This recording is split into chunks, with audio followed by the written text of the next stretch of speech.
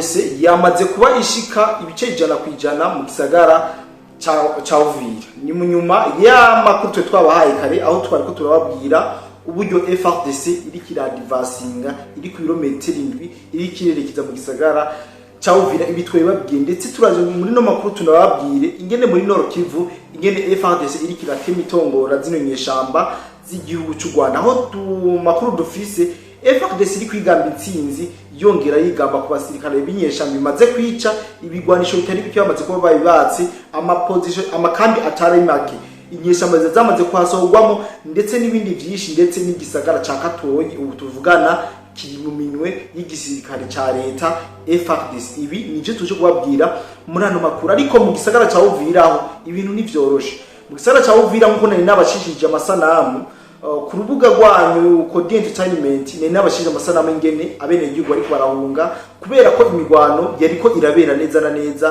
ku kivugo cyangwa ku cambu ca Karundu ahasanzwe hari nyeshamba z'igihugu cy'u Rwanda. Aha ndiko ndavuga neza na neza mu gisagara ca Uvira. Turaje tubabwira uko imigwano yifashe haba muri Sud Kivu ndetse no muri Nord Kivu, ariko nongere ndamutse cyane mwebwe bise mudukurikirana aho muherereye hose ya byumeka byumva rurimi tuko turavuga ku Kirundi, abari mu Burundi, abari mu Rwanda, abari muri Kenya, Tanzania, Uganda, Mozambique, South Africa, abari muri Zambia, abari muri Europe, abari muri Amerika, Asia, mwiwe cange mwaramutse biterwa n'amasaha muri ko muradukurikirana. Amakuru tubafitiye nuko muri Nord Kivu, reka duhere muri Nord Kivu hama turaza tubabwira n'ivyo mu gisagara ca Uvira aya masaha tuko turavugana uko ibintu byifashe muri Nord Kivu. FARDC yo irigamba kwica indiri y'abasirikare batari bake bo mutwe nyeshamba ndetse n'igihugu cy'u Rwanda RDF M23. Ibi ni mu gitero cyabaye kuri uno munsi mu masaha y'umurango aho ibintu bitari bike bimaze kuba vyambugwa zino nyeshamba z'igihugu cy'u Rwanda. Twababwira yuko bamaze kuba bambugwa kino gisagara citwa Katoyi. Kino gisagara inyeshamba zari zagifashe ku uno mwaka turimwo mu kwezi kwa gatanu niho zino nyeshamba zari zabashije kwifatira kino gisagara ca Katoyi kiri muri Masisi neza neza mu manuko bwa Masisi neza naze bitwaragiye tubabwira ingene zino nyeshamba zigaruriye kino gisagara. FARDC yo yamaze kuba yigarurira uwo muji wa Katoyi ni nyuma y'imigwano yabaye guhera ku munsi w'ejo kugeza uno munsi niho FARDC yabona gupoza canke ikirukana z'inyeshamba z'igihugu cy'u Rwanda zari zimaze igihe kitari gito ngaha mu gisagara ca Katoyi. Iyi niyo nkuru novuga yuko iriko iravugwa hariya muri Nord Kivu, ndetse amakuru dufise yizewe nuko hafashwe n'ibirindiro bigera kuri 4 bikomeye ndetse hanafatirwa n'abasirikare b'inyeshamba bagera ku 28 n'inkoho zigera kuri 12 bamaze kuba bafatirwa hariya mu gisagara ca Katoyi, ndetse n'amakambi y'inyeshamba atari make amaposition ndetse plutôt amakambi burya position yatandukanye n'ikambi. Position ni gatoyi ariko ikambi ni ikintu kinini. Amakambi agera kuri 4 y'inyeshamba z'igihugu cy'u Rwanda yamaze kuba yigarurirwa na FARDC. No babwira yuko nk'amakambi ya Mitingi Mingi, Kahundu, Kasheke, Kapoko, ivyo n'ibirindiro byari bisanzwe biri mu nyeshamba z'igihugu cy'u Rwanda, ariko ubu tuvugana ya masaha tuvugana byamaze kuba vyigarurirwa na FARDC inyuma yo kwivugana abasikare batari bake abandi bagafatwa ndetse n'inkozi zitari nkezo zamaze kuba zifatwa n'aba basirikare ba FARDC. Ivyo tuko turavuga mushobora kwibaza ati mwabikuye mufise ababitubabwiye kiretse kwikora ku ma antenne y'abasanzwe bari ku mirongo y'urugamba nkuko bitangazwa na Radio Okapi iravyemeza neza ndetse n'amasosiyete civile asanzwe bari muri Nord Kivu no muri Sud Kivu yuko mbere abene igihugu batari bake bo batanguye guhunga, bari batanguye bivanye n'imigwano yariko irahabera muri ubwo buce bwose. Nababwiye ko abagwanyi bagera ku 28 bo baciye bafatwa miri, inkoho zigera ku 12 nazo ziraja mu maboko canke ziraja mu biganza vya FARDC. N'imigwano yerekana ingufu zidasanzwe n'ubwitange budasanzwe zino ngabo za FARDC zikomeza gukorera ku butaka bwa Kongo. Twababwiye ambushi y'inyeshamba zavuye muri Uvira zija mu Minembwe ayo zabonye. Ibi byose nibiriko biratsita canke nibiriko biratuma zino nyeshamba z'igihugu cy'u Rwanda bazica inkokora, bigatuma FARDC yo iguma yadivasinga mu buryo bwiza. Rero ndazi yuko kurundi ruhande mwikerere amakuru mu gisagara ca Uvira mu gisagara ca Uvira ubu tuvugana umuriro uri kuraka, mu gisagara ca Uvira ubu tuvugana kabisa ni fire hacuwambaye mu buce bugiye butandukanye bw'igisagara ca Uvira. Soko turababwira uburyo FARDC yagavye ibitero ngaha kuri poro cyangwa ku kivuko ku cambu ca Karundu.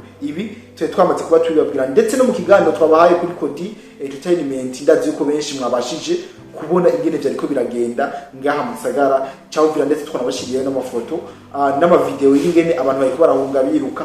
Abatarabibona muje kuri Kodi Entertainment mufyone subscribe kugira ngo ibiganiro zoze birabageraho nkuko nama ndabatumirira.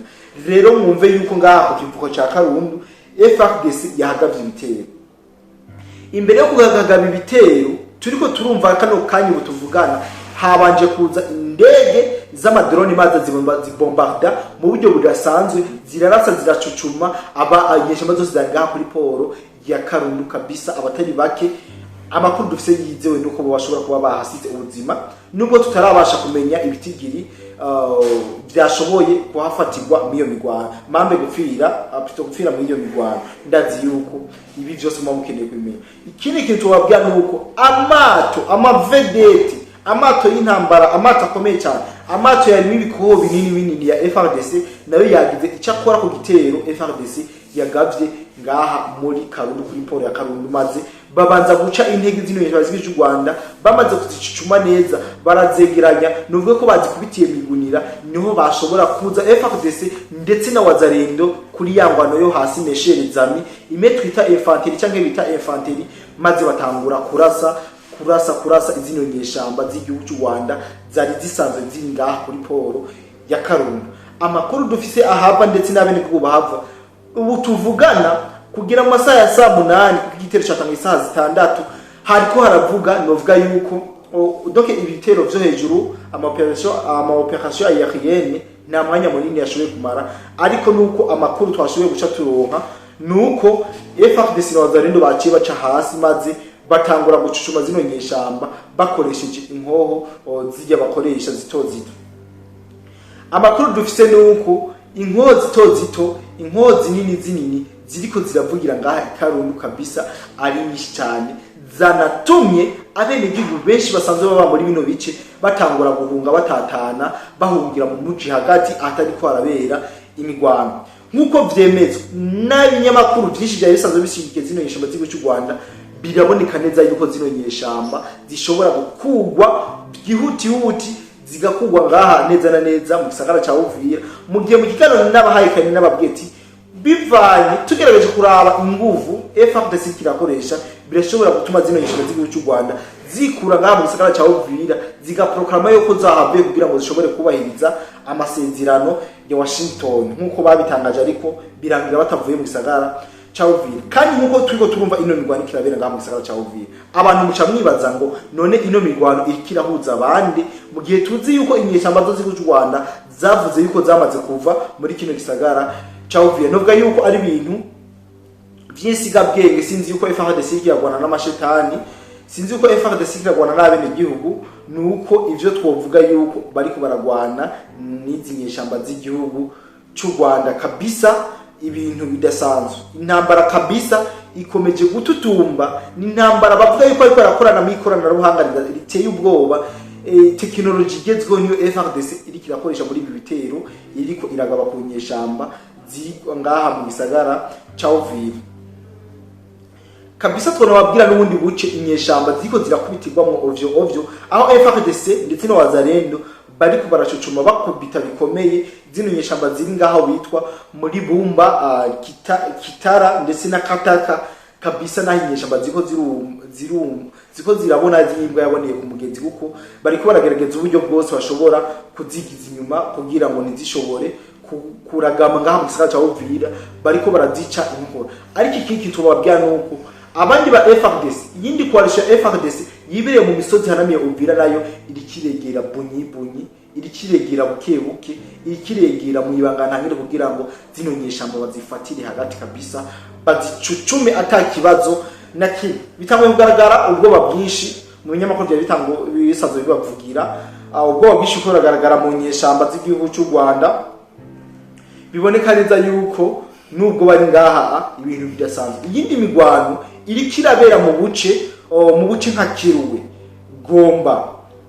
Gomba ndetse Kabwa Murongo ndetse na Katomba mu gisagara ca Uvira hafi y'ikivuko ca Karundi. Naho tuvugana hariko harabera imigwano idasanzwe, Uvira kabisa n'umuriro, abantu bari muri Uvira bongeye gutangura guhunga mu gihe bo bari bazi yuko umutekano umeze neza. Ku munsi wejo uheze imisi y'ibiri vyaboneka neza nuko mu gisagara ca Uvira kidasaba umutekano hari, ariko kuri no munsi kweri saa 6 umutekano wongiye kuba mubi cyane mu gutuza zinonyesha amazi y'igihugu cy'u Rwanda. Nta byinshi fise no babwira ko just kubera ko amakuru abari menshi kuza turabaha incamake pardon yibiri ku mirongo y'urugamba mu bandanye musobanukirwa mutahukirwe uko ibintu biriko biragenda mu buryo budasanzwe. Rero mwumve yuko FARDC na wazalendo bamaze kuba bashika mu gisagara ca Uvira